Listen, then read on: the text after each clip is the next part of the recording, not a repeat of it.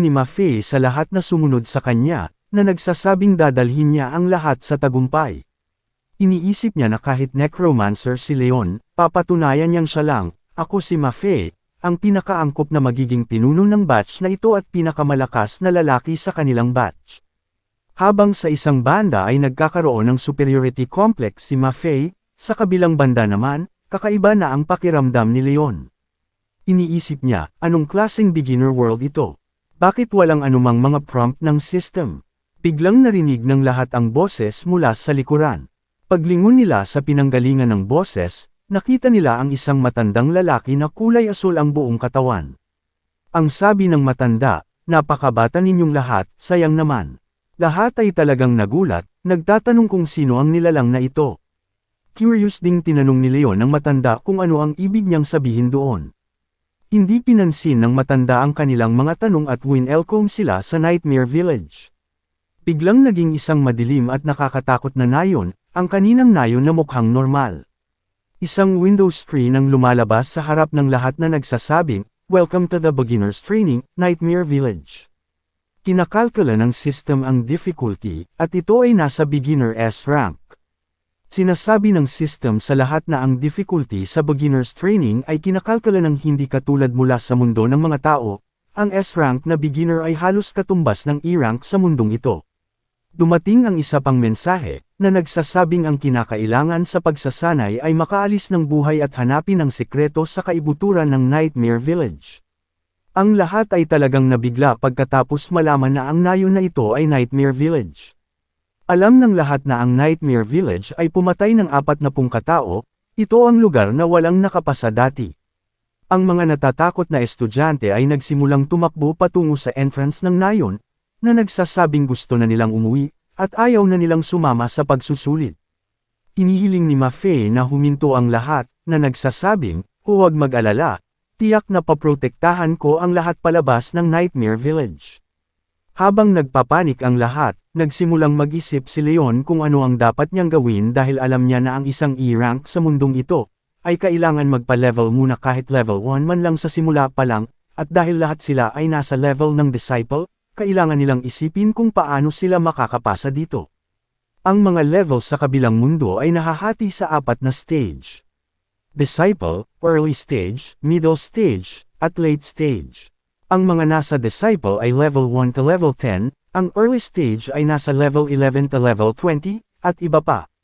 Biglang nabangga ang mga estudyanteng gustong umuwi nang makalapit sila sa entrance ng nayon. Mas natakot sila nang makitang hindi na sila makakaalis. Inihiling ng matanda sa lahat na huminto sa pangangamba, sinabi niya sa kanila na sa sandaling pumasok sila sa Nightmare Village, hindi na sila makakaalis pa. Matapos marinig ang mga salita ng matanda, nagsimulang umiyak ang mga estudyante, at sinasabing, kung hindi sila makakaalis, lahat sila ay mamamatay. Si Maffei, na humihiling sa kanila na maging kalmado, na nagsabing titiyakin niyang paprotektahan niya ang lahat palabas ng Nightmare Village, pero tahimik lang si Leon. Naisip niya, hindi nakakagulat na ang batch bago sila ay hindi na nakabalik, dahil ang layunin ng misyon na ito ay hanapin ang sikreto sa kaibuturan ng Nightmare Village, pero kung magpapakain lahat sila sa takot, imposibleng makaalis pa dito kahit anong gawin. Maaaring misteryoso ang nilalang na ito, ngunit hindi siya mukhang mapanakit, hindi siya ang kalaban namin. Ipinaliwanag ng matanda sa lahat na hindi na kailangang mag-alala dahil nandito na silang lahat, at dapat maging komportable na sila. Matapos marinig ang mga salita ng matanda, sinabi ni Maffei, naiintindihan ko na tanda, gusto mong magpahinga kami at harapin ang mga kalaban ng may kumpiyansa. Ang matandang lalaki, na may nakakatakot na mukha, ay nagsabi, hindi, ang ibig kong sabihin dahil nandito ka na, tanggapin mo na lang na dito ka mamamatay. Natigilan ang lahat, iniisip, ano ba ang sinasabi ng matandang ito? Napangiti tuloy ang matanda at sinabing, sige, titigil na ako sa paglalaro sa inyong lahat. Nagpakilala siya bilang pinuno ng nayon ng Nightmare Village. Sinabi ni Wogan sa mga mag-aaral na mayroong 2 kinakailangan para mabuhay sa Nightmare Village. Una, maaari silang manirahan sa alinman sa mga bakanteng bahay, ngunit hindi nila maaaring, sa anumang pagkakataon, hawakan ang mga itim na bato sa pintuan. Pangalawa, dapat silang bumalik sa kanilang bahay bago magdilim at isara ang mga bintana at pinto, at hindi pwedeng buksan ang mga ito kahit na anong mangyari. Si Leon, na curious talaga, ay nagtanong sa punong nayon kung bakit hindi sila makakalabas kapag madilim. Ang punong nayon, na talagang kainahinala, ay nagsabi kay Leon na maiintindihan niya ito pagdating ng gabi.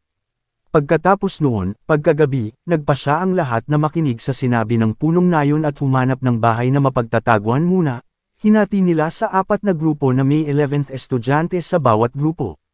Nakahanap si Leon ng isang angkop na bahay kasama ang kanyang grupo, at nang makapasok sila sa loob, isinara nila ng mahigpit ang pinto.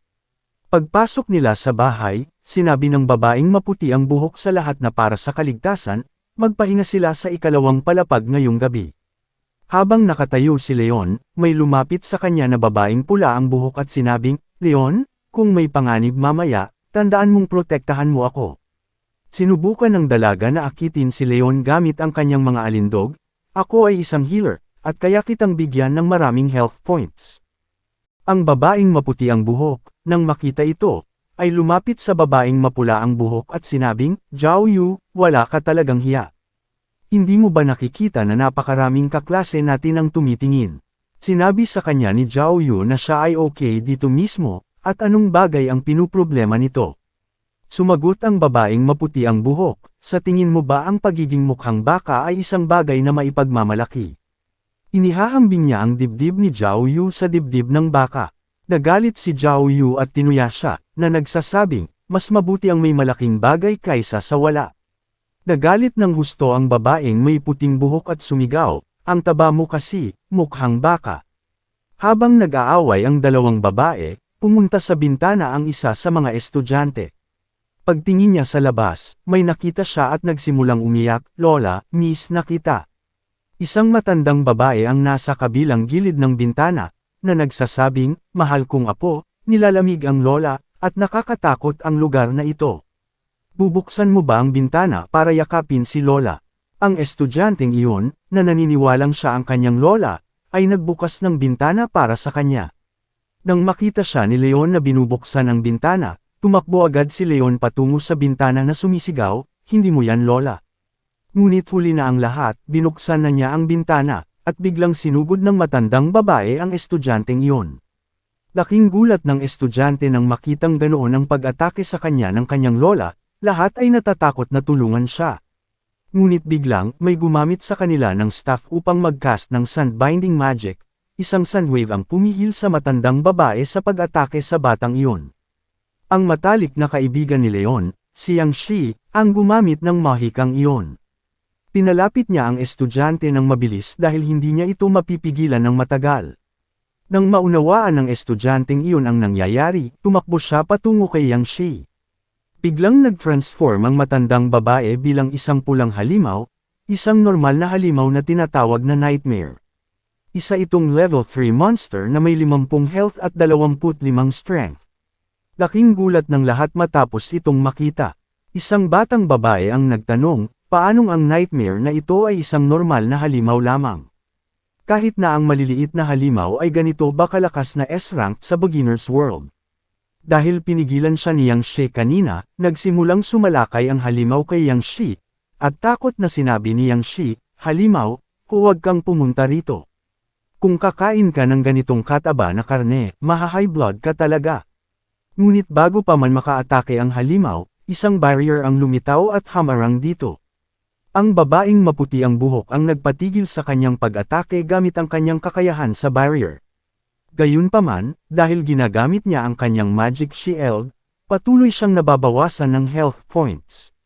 Sinabi niya kay Yang Shi na tumakas na at hiniling kay Zhao Yu na pagalingin siya. Pagkatapos ay sinabi niya kay Leon na ipatawag ang kanyang skeleton para pigilan ang nightmare monster na ito.